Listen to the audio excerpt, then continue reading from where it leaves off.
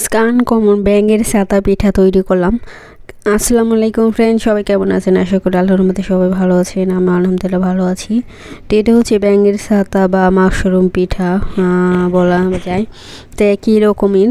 তো এই ব্যাঙের ছাতা কীভাবে তৈরি করি তো সবাই দেখতে থাকুন। এভাবেই মানে ব্যাঙের ছাতা এভাবে ছত্রায় থাকে পুরানো গাছ থেকে বা বিভিন্ন স্যাঁত জায়গায়, মানে যেখানে বৃষ্টির পানি জমে থাকে বা মানে কাদামাটিতেই হয় এগুলো। তো এই পিঠাটা আমি নিজেই তৈরি করছি, আমি কারোরটা দেখিও নাই। আর এটা আর কি ভাবতেছিলাম যে এই ব্যাঙের ছাতাটা কীভাবে তৈরি হয় সেটা দেখি পারি কি না, মানে তো আমি চেষ্টা করছি। তো আপনারা কমেন্টে বলবেন সবাই হয়েছে কি না ব্যাঙের ছাতার মতনই। ব্যাঙের ছাতা যেমন ছত্রায় থাকে, প্রথমে একটা উপরে গোল থাকে আর সাইডে পাতা পাতার মতনই, মানে একটু আঁকা বাঁকা, সেরকমই আজকে তৈরি করব। তো এর আগে আমি পিঠা তৈরি করেছিলাম মাশরুম পিঠা। মাশরুম আর ব্যাঙের ছাতা কিন্তু একই রকম।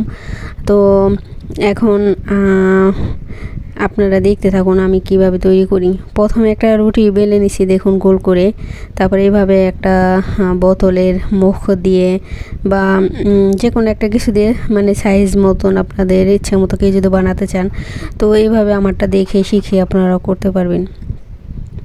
তো আমার এইটা ওটা মোটা, সহজে কাটা হয় না। তো এটা পাতলা, মুখাটা যদি পাতলা হয় তাড়াতাড়ি কাটা হয়ে যায়।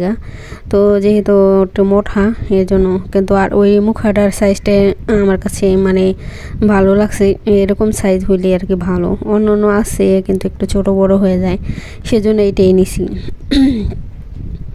তো এইভাবে আমি সবগুলো তৈরি করে নিব। এখন আপনারা দেখতে থাকুন আমি কিভাবে তৈরি করি এবং ডিজাইনটা দেখতে থাকুন। তো এভাবে আপনারা অনেক ধরনের পিঠাই তৈরি করতে পারবেন। এইভাবে ফুলও তৈরি করা যায়। একদিন ফুল তৈরি করে দেখাবো আপনাদের। এইভাবে জবা ফুল তৈরি করতে পারবেন। তো এই যে দেখুন এভাবেই মানে ব্যাঙের ছাতার মতনই একটু মানে দুই সাইডে একটু বাঁকা বাঁকা থাকে না, সেরকম একটু বাঁকা বাঁকা করে দিলাম এই যে এটা দিয়ে।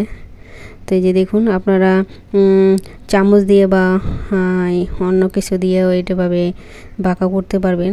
তো আমি এটা মুখারি আর কি, ভিতরে একটা তেলের উপরে যে একটা কভার থাকে সেই কভার দিয়ে করতেছি। তো এই কভারটা ফেলে না দিয়ে কাজে লাগানো যায়। যে দেখুন গোল একবারে ক্যারাম বোর্ডের যে চাক্কা থাকে, যে চাক্কাতে আমরা ক্যারাম বোর্ড খেলি ওরকমই। ওইটা যেমন মোটা, এটা পাতলা আর কি।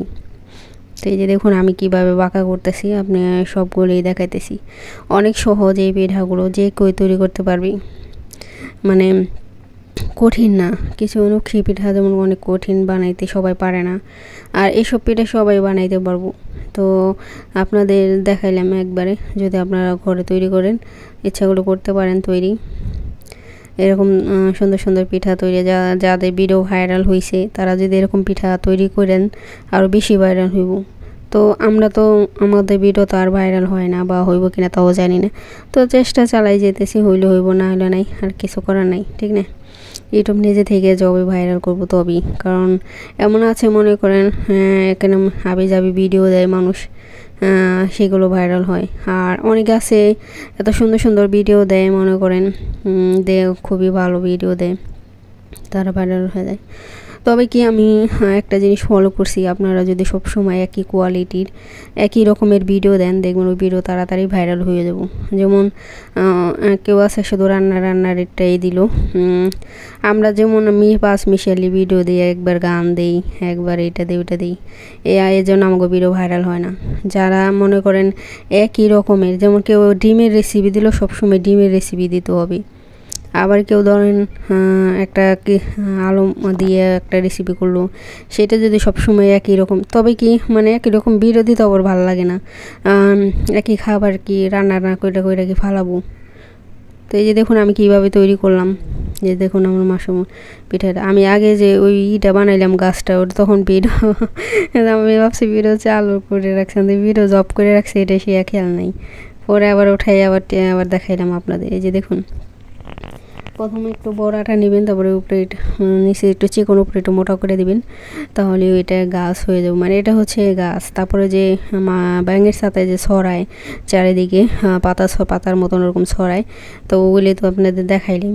তারপরে এরকম ছোট ছোট চারপাশে সাইজ থাকে, তো সেরকমই ছোট ছোট কিছু অংশ দেখাই দিলাম আপনাদের। তো যাদের ভিডিও মনে করেন তাড়াতাড়ি ভাইরাল হয়, তারা সবসময় একই রকমের মানে একই কোয়ালিটির ভিডিও দেয়। যে কেউ যদি টিপসের ভিডিও বানায়, শুধু টিপসেরই দিতে হবে, এরকম ভিডিও দিতে হবে।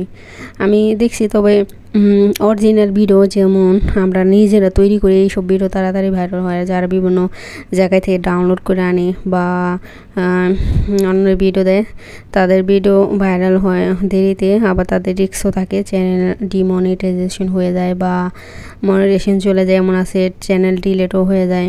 মানে রিউজ কন্টেন্ট থাকলেই, মানে অন্যজনের ভিডিও যারা দেয় তাদের ভিডিও ভাইরাল হয়, বা ভাইরাল হইলেও কিন্তু তারা কিন্তু ডলার কম পায়, তাদের ডলার কম দেয় ইউটিউব। যাদের অরিজিনাল ভিডিও মানে নিজেরা তৈরি করে, ও যেমন আমরা যদি গান দিই, সেই গানে থেকে অর্ধেক টাকাই কিন্তু, যেমন আমরা যদি 10 টাকা পাই, 10 টাকা থেকে 5 টাকা যে মালিক, গানের মালিক হেরে দিয়ে দেয় ইউটিউব। এই জন্য গানের ভিডিও থেকে মানে আপনার 1000 ভিউ হইলে, যেমন 1000 ভিউ হলে ধরেন 20-25 টাকা দেয়। একটা আমরা অরিজিনাল ভিডিও 200 ভিউতে সে একই টাকা দেয়।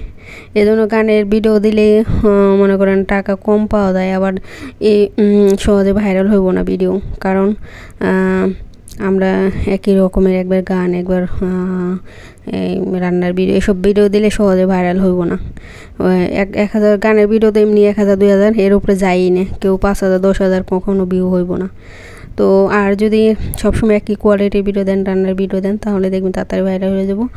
আর ওইটাও দেখবেন তাড়াতাড়ি হাজার হাজার লাখ লাখ ভিউ হয়। এজন্য যারা রান্না করার ভিডিও দেন, তারা সবসময় একই রকমের ভিডিও দিন। আর যারা মনে করেন বিভিন্ন ভিডিও দেন, তাদের হয়তো সময় লাগবে ভাইরাল হতে, হইব কিন্তু তারপর 5-6 বছর লেগে যায় এরকম।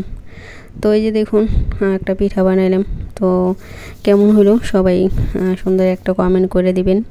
তো আমি আজকে আপনাদের কিছু উপকারী কথা বলে দিলাম।